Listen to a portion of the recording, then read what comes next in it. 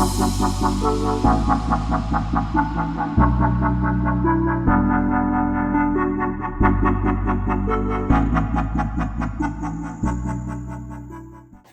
going on, guys? JB Lion back with another video, and today we are doing the game review for the Chelsea vs Leeds game. Before we get into this video, like I always say, my collar is not, you know what, screw it, Eric Cantona style. Before we get into the video, like we always say, if you're new around here, please do, if you like the video, sorry, hit the like button. If you're new around here, hit the sub button. If you want to know when I upload, hit the bell icon. And let's get into this. Before I start, I just want to firstly apologise by saying I was sorry for no pre-match video to this Leeds game. I was up in London yesterday, as you saw from the vlog that I uploaded. Thanks so much for all the love on that, by the way. It's been really appreciative. But yeah, I was up in London doing the Chelsea tour, so I didn't manage to get time to do a pre-match video. But yeah, this is the after-match video, the game review, should we say, and what a game it was. So if you follow me on Instagram, which I'll leave into the link in the description, I upload sort of videos and stuff before it. And my sort of initial reaction will be uploaded now. We could honestly be cooked here. This lineup. Garnacho starting and Tosin. Oh my god, oh my god, oh my god, oh my god. I was looking quite forward to this game, but I don't think I am now. But yeah, this is going to be certainly interesting to see what happens. Obviously, maybe Tosin for the experience and Garnacho for Garnacho. I don't know, man, but I'm going to hope that we have a good game. I'm predicting 2-1 Chelsea, or maybe an absolute head loss at a 2-0 Leeds. But we'll see. Let me know what you guys think of this lineup.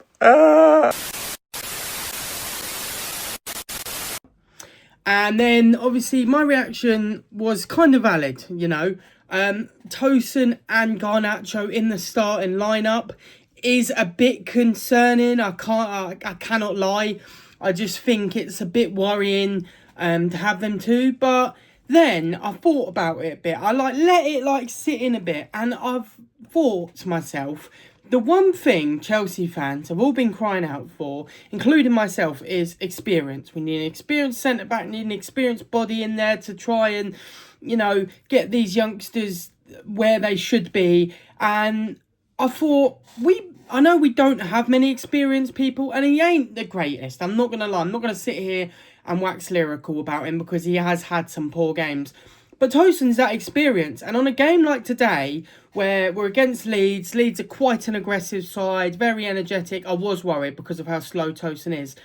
But that experience today did help in the long run, I think. Having that level head at the back. Obviously, we didn't get tested that much from Leeds. I feel like Leeds weren't very good today, and I think even a Leeds fan will say that to you. They wasn't at their top form today.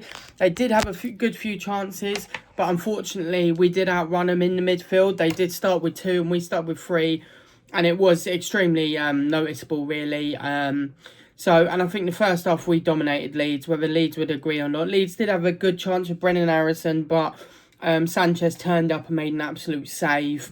But yeah, I think overall we deserved to win the game. I think, like I say, first half we dominated them, absolutely lovely. We basically got control of the ball, and that seemed to settle us down. As soon as we had the control of that ball, it kind of settled down everyone, settled down the players, made everyone feel like, right, we need to just take a second here and just relax. And everyone did. Everyone did settle down. They did relax on the ball, which is great, which is, like I say, what you want from your team. And yeah, we did just that. Back to Tosin, yes, I know he's not the best footballer, and I know that he is quite slow, and maybe against a team that would actually be attacking us properly other than Leeds, he would get caught out. But I think that experience is what was good for today, especially. Obviously, I don't think it's going to be great against Man City, because Man City are a lot more quicker, and I think Tosin will get found out. But for a game like today, where Leeds are going to be high pressing, and stuff like that. You need that experience and level head. So fair play to Tosin for stepping in and, you know, doing good. And, you know, I take back what I said because we did play well. Obviously, it wasn't, I'm not going to sit here and like lie, it wasn't a convincing performance, but we actually got a win. And it was nice to finally have a win. Not to be sitting here moaning about a loss or whatever. Considering we've lost to Leeds twice this season, this game was very 50-50. And, you know, my pre-match review sort of thing was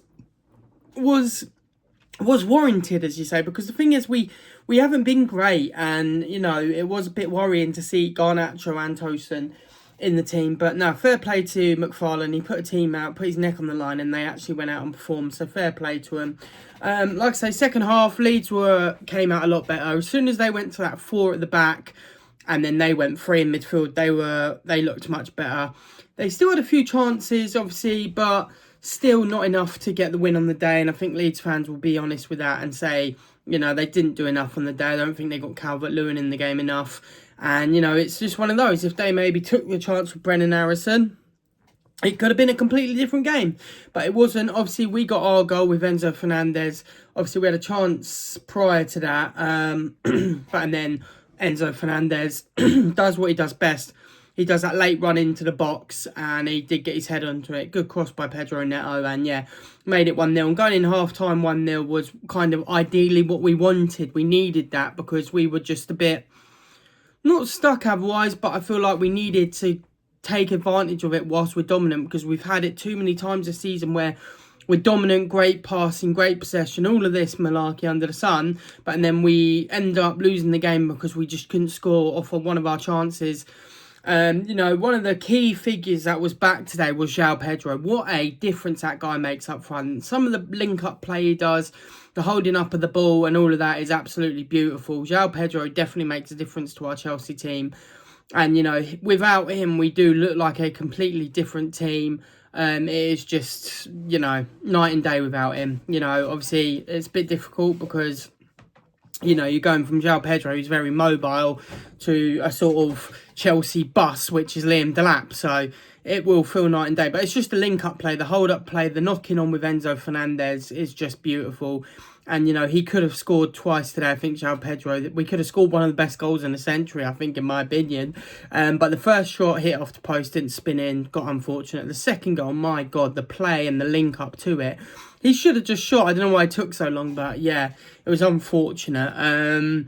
But yeah, overall, what a great performance from Chelsea. Good confidence booster. I don't think it was absolutely like, you know, dominant, but we did play the ball well. We did play pretty good, and, you know, it wasn't crazy convincing, but it's certainly a foot in the right direction after what we've been through with Liam Rosenior.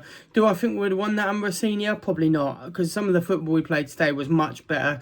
Players look like they actually want to play football rather than what they did against Brighton. Against Brighton was just absolutely painful.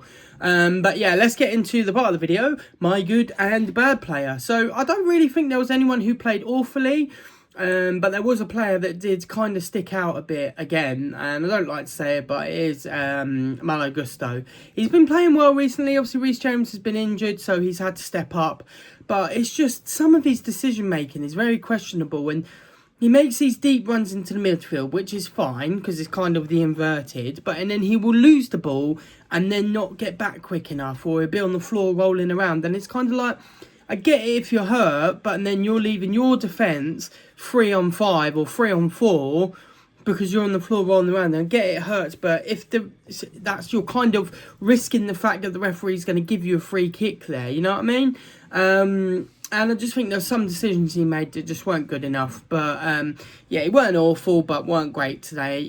But my good player, and a player that I think had to step up and prove a point today, and that is Mr. Enzo Fernandez. What a game he did have. Obviously, honourable mention to Rob Sanchez. He had a good, strong game. He really did hate Rosenior because this is the best he's played in a very long while.